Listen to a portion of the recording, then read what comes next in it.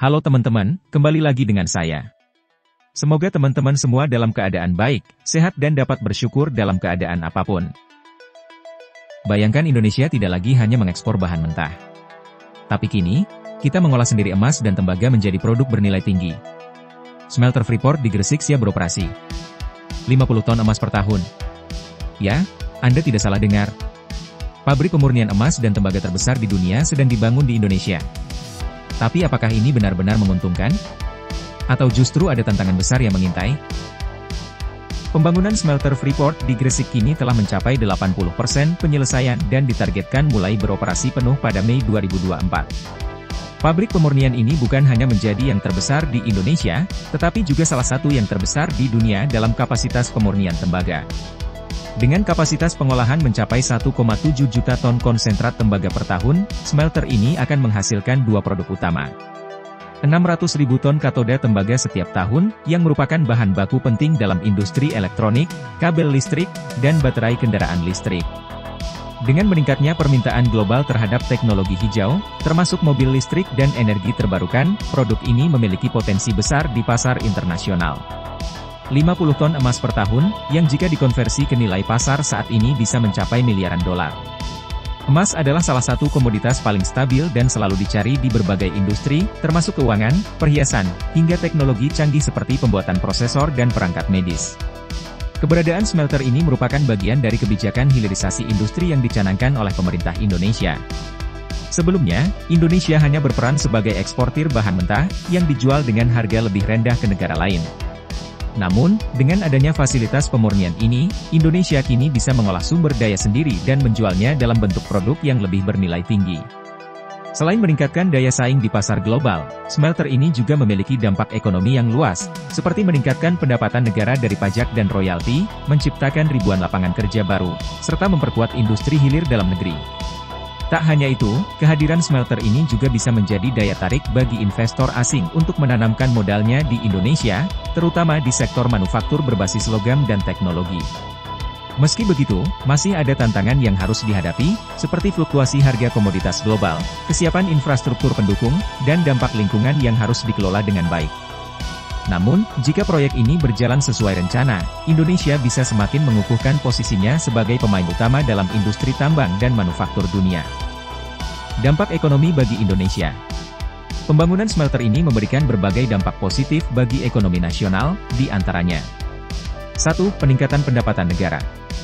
Dengan pemurnian dilakukan di dalam negeri, pajak dan royalti dari industri tambang akan meningkat. Nilai ekspor produk olahan juga jauh lebih tinggi dibandingkan ekspor bahan mentah. 2. Menciptakan ribuan lapangan kerja. Selama tahap konstruksi, proyek ini telah menyerap lebih dari 40.000 pekerja. Setelah beroperasi, smelter ini akan menyediakan ribuan lapangan kerja permanen. 3. Penguatan industri hilir. Katoda tembaga yang dihasilkan dari pabrik ini akan digunakan dalam berbagai industri di dalam negeri, seperti manufaktur elektronik, kabel, dan baterai kendaraan listrik. 4. Meningkatkan daya saing Indonesia di pasar global. Sebagai salah satu produsen tembaga dan emas terbesar di dunia, Indonesia kini memiliki posisi tawar yang lebih kuat dalam perdagangan global. Namun, meskipun proyek ini menjanjikan banyak manfaat, ada beberapa tantangan yang harus dihadapi. Tantangan yang harus diatasi. Pembangunan smelter Freeport di Gresik tidak lepas dari berbagai tantangan, antara lain 1. Fluktuasi harga komoditas. Harga emas dan tembaga di pasar global sering mengalami naik turun. Jika harga turun drastis, keuntungan dari smelter ini bisa berkurang. 2. Kesiapan infrastruktur dan energi. Smelter ini membutuhkan listrik dalam jumlah besar. Jika pasokan listrik tidak stabil, biaya operasional bisa meningkat. 3. Kompetisi dengan negara lain. Negara seperti Cina dan Chili telah memiliki industri pemurnian logam yang maju. Indonesia harus memastikan kualitas dan efisiensi produksinya mampu bersaing di pasar global. Selain tantangan ekonomi dan teknis, ada juga tantangan dari sisi lingkungan. Sebagai proyek industri besar, smelter ini memiliki potensi dampak lingkungan yang harus dikelola dengan baik. Pemerintah memastikan bahwa Freeport menerapkan teknologi ramah lingkungan dalam operasionalnya. Beberapa langkah yang diambil antara lain: pengolahan limbah modern untuk mengurangi pencemaran, pemanfaatan hasil sampingan, seperti asam sulfat yang dapat digunakan dalam industri pupuk, sistem pemantauan ketat, guna memastikan standar lingkungan tetap terjaga. Dengan langkah-langkah ini, diharapkan dampak negatif terhadap lingkungan dapat diminimalkan. Masa depan industri tambang Indonesia. Jika semua tantangan dapat diatasi, Indonesia memiliki peluang besar untuk menjadi pusat industri tambang dan manufaktur global. Beberapa peluang yang bisa dimanfaatkan adalah ekspor produk bernilai tinggi ke negara-negara maju, meningkatkan investasi asing dalam industri pertambangan dan manufaktur, menjadi pusat industri logam untuk kendaraan listrik dan teknologi hijau. Apakah Indonesia siap menjadi pemain utama di industri tambang?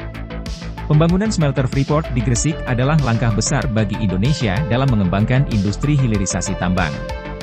Jika proyek ini berjalan lancar, Indonesia tidak hanya menjadi eksportir bahan mentah, tetapi juga produsen produk bernilai tinggi yang bisa bersaing di pasar dunia.